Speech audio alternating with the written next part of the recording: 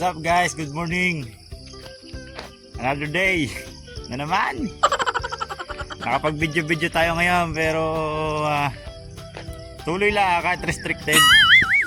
Ngayong umaga ang gagawin ko naman ay ito.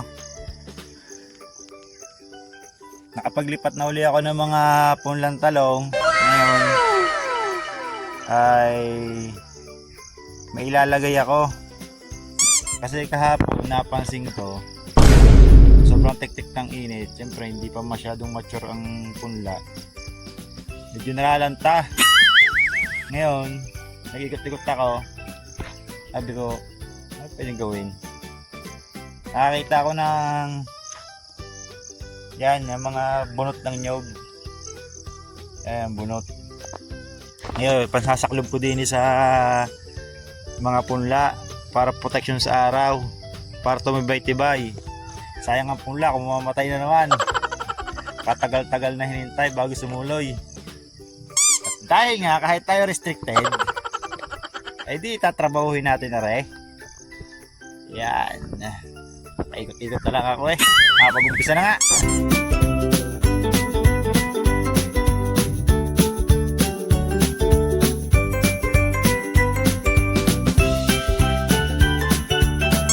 Yan. Tapos ko na. Puno na ng punla itong portion na lalagyan ko talaga ng talong. Yan.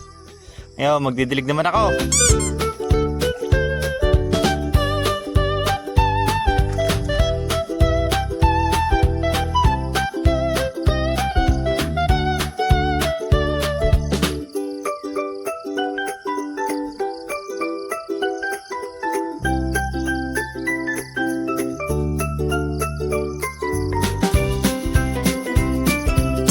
Yan, nadiligan ko na lahat.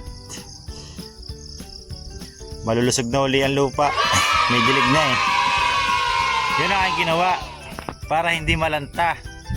Kakapaikot-ikot ko, nag-iisip na kaunti. Sabi ko ba't nilalanta? Bagay, wala pa naman akong idea. Yan, kasi nga hindi pa mature ang ating mga punla. Yan natin ginawa. Kumuha ko ng mga nyog na bunot ng nyog.